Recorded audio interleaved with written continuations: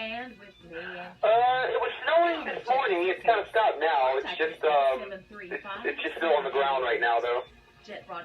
Okay, yeah, we've got the. I can't believe how many schools get closed down around here, to tell you the truth. When it snowed, was it that way in Memphis, where like there was just a splattering, or is that sort of a small town? We've got guys in the hills type of thing. Oh no! Memphis is worse. Memphis can't handle the snow at all. I mean, Memphis is basically, remember, Memphis is all but Mississippi at that point. Okay, yeah, no, I get that. Yeah.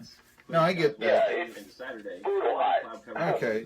No, I get that. So, yeah, I mean, I had a friend from Mississippi, and I used to talk to her on the internet when I was in Pittsburgh, and she would be like, it would be 40 degrees in the winter warmer down there, you know, and so I'm in shorts and all this. It's pushing 60, and it would be, 16 degrees where I was and all that. The thing was, I never really minded it that much. It's 17 and I honestly, we just said it's T. Martin in Johnson City on the sports thermometer.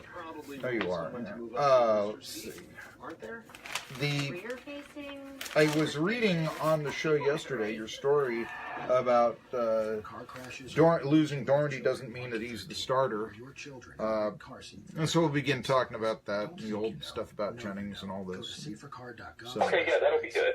Yeah, I was reading that. I thought it was kind of I thought it was a very interesting read. There we go. Our number one guy for the Tennessee Volunteers writes for allfortennessee.com. And one of the things that I like about Caleb Calhoun, and you know that I say this, I think that, for instance, the Orange and White Report is made up of a bunch of homers that couldn't possibly tell you the truth. I mean, they're just seeing through orange and white glasses. It's not as if Caleb Calhoun didn't grow up rooting for the Tennessee Volunteers, but at least he has some sort of semblance of what's going on. And I'm not sure that some of the competition that he writes against does. So it's always nice to talk to Caleb Calhoun after an eventful week of Vols football, as well as the basketball team taking on their old friend Conzo Martin and Missouri tonight. Let's see here. I know we read this yesterday on the show, but Quentin Dormady is transferring away. First question I got for you, did the quarterback that actually impressed me the most last year, do you have any insights on where he might be transferring to? No, I have no idea on that. I would assume that he would. I would assume he's going to be able to play immediately as a graduate transfer, sure. So he would go somewhere that, typical needs a quarterback. It's funny, had Shea Patterson not already transferred to Michigan, I'm not sure if Shea Patterson's going to be ready to play immediately. I don't know if that would be a bad place for him. I've said for the last 2 years, Jim Harbaugh was one good quarterback away from actually winning the national championship. And that's been the only thing holding him back. So I wouldn't be surprised to see him look at that option. But again, I don't know. I think Shea Patterson is going to be able to play this year. But I'm not entirely sure. But, yeah, I have no idea where he wants to transfer. The quarterback has been holding back Jim Harbaugh for many a year, I think, both in San Francisco and Michigan, Caleb Calhoun of All for Tennessee. And before I go into this frisky young Colt that is rumored to be considering Tennessee to transfer and would have 2 years there, I know your story was losing Dormady doesn't mean Jared Guarantano is the starter. I've talked to you about this. Guarantano was a total Butch Jones recruit. His dad had played for him in Rutgers. His dad had even tweeted out some quasi-support when Jones's stock was right after he'd been fired about the coaching staff. And I often wonder, because of that, if, Guarantano, if he isn't the starting quarterback next year, might consider transferring somewhere else. So, I mean, it's something to think about there. But you don't think that Guarantano is the automatic starter. Tell us a little bit why that is. No, I don't. I think the Tennessee football coaches Pruitt and his staff have done an amazing job on the recruiting trail. And I talked about this the other day, but we forget that Tyson Helton is a protege of the Bobby Petrino system. He coached under Jeff Brom at Western Kentucky, who obviously developed the Bobby Petrino system too.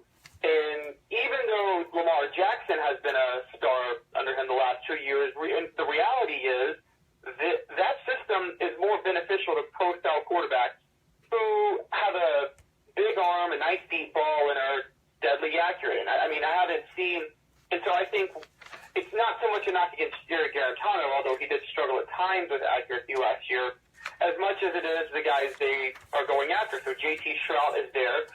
Shrout was a late bloomer. A lot of people don't realize this about him. He was only a 3-star on Rivals, but he went to a quarterback camp last year in California and played with a lot of the top-notch recruits at quarterback coming in this year, and actually outshined all of them. The only reason he was so low on the rankings was that he didn't play at all his junior year due to injury, and this past year was his only full year ever starting, so he was a late bloomer. So I think the coaches saw something in him, and I think there's going to be people are going to be very pleasantly surprised. Then this other guy from Wagner, Andrew Thompson, that they're going for, he missed this past season due to injury at Wagner, but he has garnered praise from two NFL aficionados, Phil Simms being one, saying he's NFL ready, and the San Francisco 49ers quarterbacks coach saw him, and both of them love him. And so he looks like he could be able to play immediately, and he's already got experience playing college ball under his belt, and he's got 2 years left. If he were to transfer to Tennessee, that would be two quarterbacks that I'm not so sure Jerry Garantano could beat out. I agree. I was not that impressed with Guarantano. I kept hearing all this, well, he's so highly ranked on the Rivals ratings. Well, you know, so is Tennessee this year, ranked highly in the preseason AP poll. How'd that work out? You know, I'm always, okay, it's nice to know that this guy's a 5-star player, but obviously, you know, John Kelly, a 3-star player, worked out a little bit better than, say, Jalen Hurd, a 5-star player. You know what I mean? So what does it all mean? We don't know until they play. And your conversation right there about why there might not be so many stars around JT Shrout, let's see him play. Let's see him play before we christen them, you know, the next whoever. But, you know, something, it is interesting you say this about Shrout. You know, if he were to play as a true freshman, Josh Dobbs really did wipe the memory of Brett Schaefer away in Tennessee football, didn't he, in terms of starting true freshmen? Don't you think? Oh, yes. I forgot about Brett Schaefer until you brought it up right there. There you go. There you go. No, I actually was it when Schaefer had was between Tennessee and Ole Miss. I did a feature on him for Rivals, as a matter of fact, and I was the only reporter that would track him down. I called his house 12 times before his dad finally said, "Brett, come to the phone, talk to this reporter. We're sick of taking his calls." And I got this great article out of it. And it was a good, I mean, there was no animosity between the two things, but sometimes you just gotta stay with somebody before they'll talk to you. That was what I learned about reporting right there, as I'm sure you know, Caleb Calhoun of allfortennessee.com. So, interesting. And by the way, I would be very much in favor of Tennessee going to more of a pro-style offense. Look, this is the SEC. That's the way football is going. You know, let's get up to the times. I mean, you know, let Army and Georgia Tech run the option. You know, let's have modern football here. You know, it cost Tennessee way back when they wanted to keep the single wing because General Neyland used it. Well, that's all well and good, but it wasn't the best thing for the early 60s. Tri-City Sports Now coming back with Caleb Calhoun, as I said. Let's talk a little bit. Before I go, I wanted to ask, would Dormady have 2 years as a graduate transfer, just like theoretically Alex Thompson may have if he decides to come to Tennessee? Oh, you're right. Yeah, I said Andrew Thompson earlier, didn't I? I just realized that. Oops. Don't worry. I said, you know, names. Go ahead. Don't worry about it. Here, we still love you. But I don't know about that. I had seen some reports on that. I mean, I would think that he deserves 2 years, but, I mean, again, he did take a red shirt his first year, and I don't think he could take a red shirt from last year, so I'm not sure.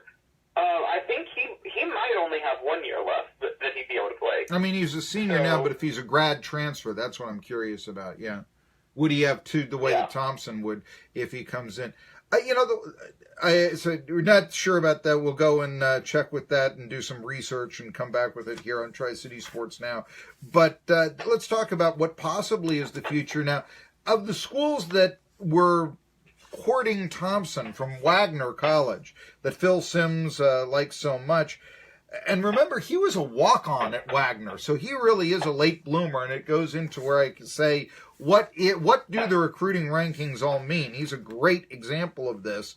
Well, quarterback's the most difficult to project, to be fair, of all of them. Possibly, yes. And, I mean, I can recall, Chris Walsh he was Steve Walsh's brother, and he went to Miami, and he was supposed to be the next great Miami quarterback. He's actually the guy that stopped the linkages of great Miami quarterbacks, Steve Walsh down in Miami. So, I mean, yeah, that was it. And he was the number one prospect in the country at the time. So I do understand that, what you're saying there, Caleb Calhoun. But, we talked about how the scouts like him and all this. I see him being courted by some other schools, however. One of them that stood out was Iowa State. I know Iowa State had a good year this past year, but I'm thinking, boy, I mean, if I'm in the running here, if I'm Tennessee, I almost have to get Thompson to save face to not lose a prospect to lesser schools. Have you had that idea? I mean, what would it mean to Tennessee if they didn't get Thompson? Well, I mean, I don't know if it would be the worst thing. It would definitely open up the competition. I mean, the biggest thing it would give them more options in the spring, but getting Thompson. But, if you think about it, there's kind of two advantages Iowa State would have over Tennessee right now. For one, I mean, let's just call it what it is. They were better than Tennessee last year. Yeah. I mean, true. And so there's no denying that. All we have to go on right now is projection for Jeremy Pruitt and his staff. I think he had a home run staff that he put together, but none of these guys have really coached, and they pretty much all had promotions. So none of them have really fully coached in these roles before, with the exception of, I think, Tyson Helton, Gillespie, and David Johnson, the wide receivers coach. But they all did it at smaller levels. So you know what's going on at Iowa State. You kind of know what's being built. And so at this point, it is potentially the safer move. And I'm not sure Iowa State's quarterback situation, but, what if J.T. Stroud and Jared Garantano actually make it tougher for Thompson to get a starting job at Tennessee? And, I mean, if you're a graduate transfer, you're really thinking about wherever you go, you expect to start immediately. Yeah, I see that. Yeah, I can understand that. And, it would be kind of difficult, I think. Well, I say it's going to be difficult for a guy from Wagner, despite the praise of, say, Phil Simms and the 49ers coach Scagarello, one way or the other. But, yeah, he comes in with, a nice write-up. Ironically written by Pete Thamel, who was the writer for Yahoo that was so critical of Phil Fulmer being hired as the athletic director at Tennessee. So, irony of irony, is that not the case right here? Hey, I know you just said that you liked the staff that was put together. I know you like the wide receivers coach that they got from Memphis. You talked about this last week, Caleb Calhoun. Tell us a little bit about about David Johnson, the new wide receivers coach of the Tennessee Volunteers.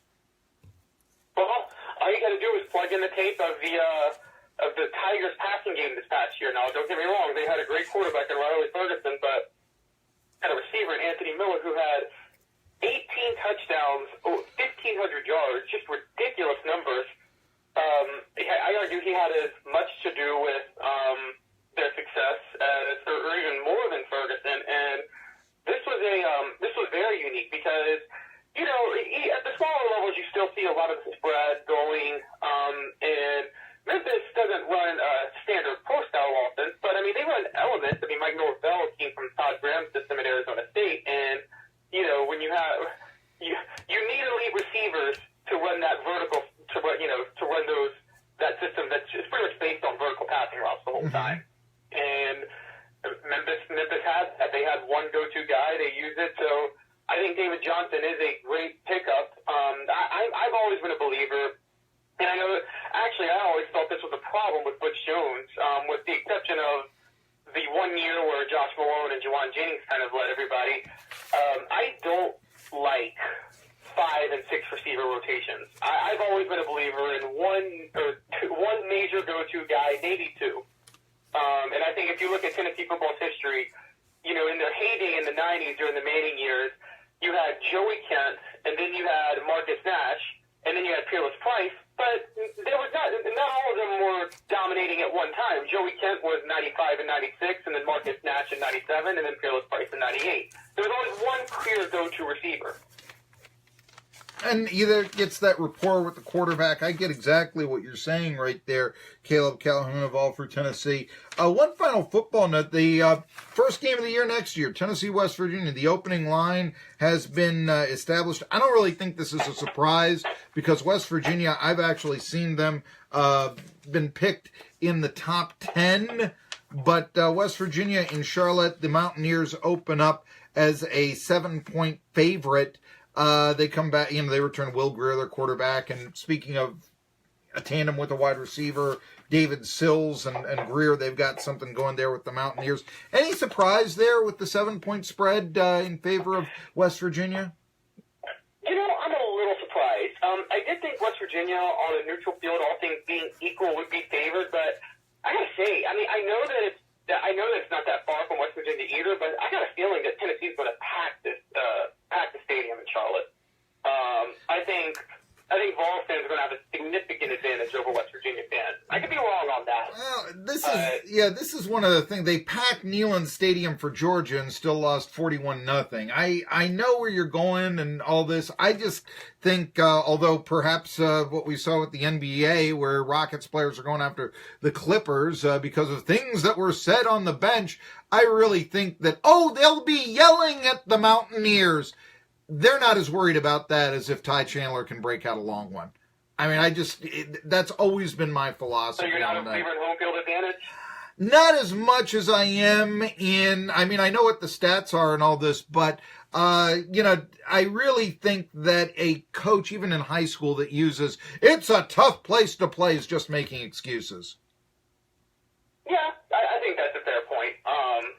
There's a fair point there. And furthermore, I think that a lot of Tennessee media last year, all I heard, and I've spoken about this, Caleb Calhoun, on my show, all I heard up to the Georgia Tech game for months was, you know what? It's going to be in Atlanta, but Tennessee will have more fans. Great. I don't know if that meant as much in the victory as the splash plays that were made.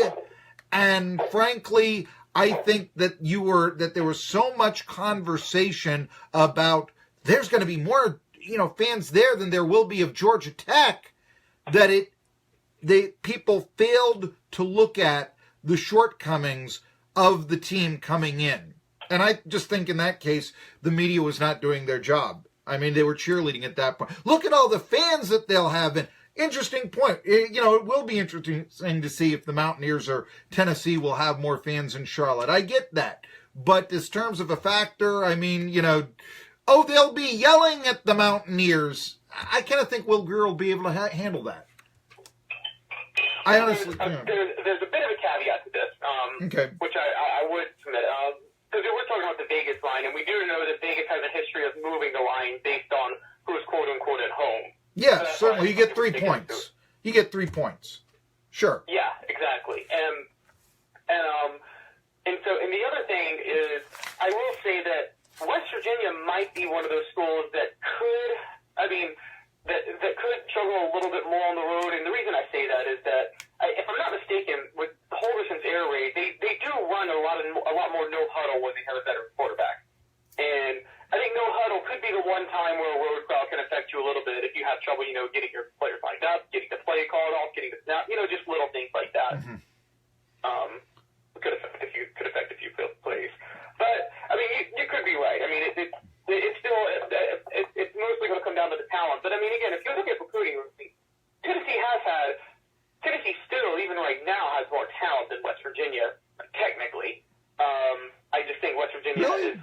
You think so? Right at 4-8 against a team that's projected to go 10th in the country. Will Greer, good receiver. This is West Virginia. This is not, a poor program. West Virginia is a decent program. Rich Rodriguez, not Rich. Listen to me, Rich. I'm living in the past. Dana Holgerson has been known to put points up on the board. I think West Virginia has a better. Yeah. I would argue right now. All things being that West Virginia has a better talent for its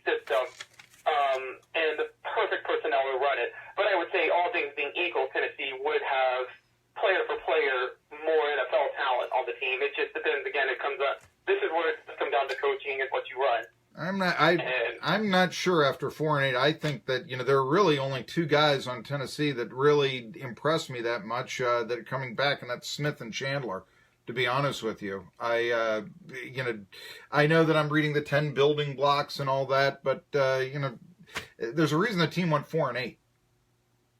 Oh, I agree with you on that. I mean, it's one of those where Tennessee has been through its worst decade in arguably score history, and they're still in the top 25 of players in the NFL right now.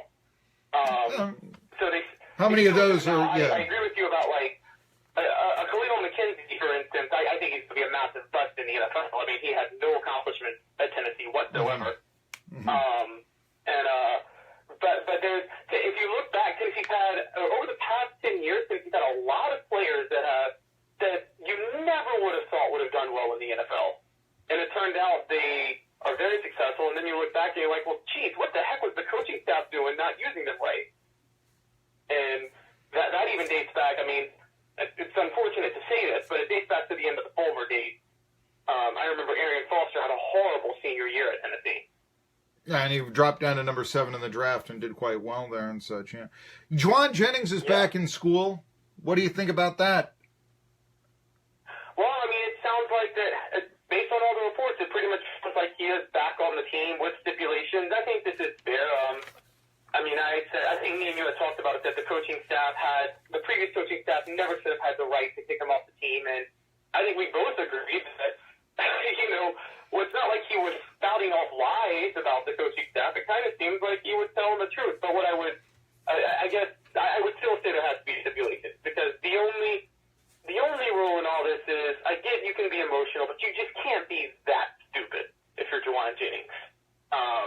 And so I don't have as much of a problem with it, because he was spouting off the truth, and also at the same time, I didn't think the coaching staff had a right to take him off.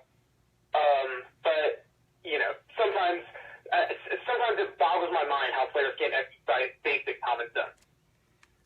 Okay, we're talking to Caleb Calhoun. But I will say this: we both talked about this, speaking out against the coaches. I mean, I can understand why Brady Hoke wouldn't want him around and all that, but that there's any question to bring him back because he was saying something that every Vols fan was saying, I just don't see it.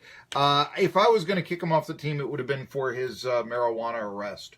I mean, that's it. I think that's far more egregious than speaking your mind, to be truthful. And it goes back to the disturbing element that happens so often in college football, not only in Knoxville, but just about everywhere. Don't speak ill of the program. Whatever you do, don't speak ill of the program. You can go break the law, that's okay, but don't speak ill of the program now. And that, to me, is just, I don't like it. Anyway, I'll tell you one thing that a lot of people will like is seeing Quanzo Martin coach Missouri against Tennessee. How big is this game because of Quanzo Martin coaching Missouri? What would it mean for Rick Barnes to get a victory tonight against the Tigers? Well, I think honestly, I think it might be a little more personal for Quanzo Martin. I think that, and I'm not so sure he was entirely wrong on this, but I think he probably holds a little bit of resentment to the way things are handled at Tennessee and the things he went through. I thought that I was always one who I felt like Quanzo Martin could have done a better job, but I think he was a victim of not being Bruce Pearl.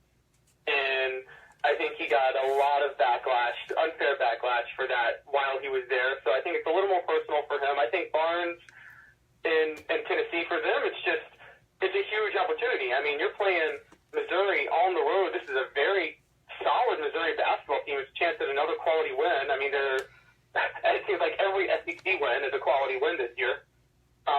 And so I think with Tennessee, I think their big focus, I kind of look at bigger picture for the Vols. This week they play Missouri and South Carolina on the road. I think the goal has to be a split there.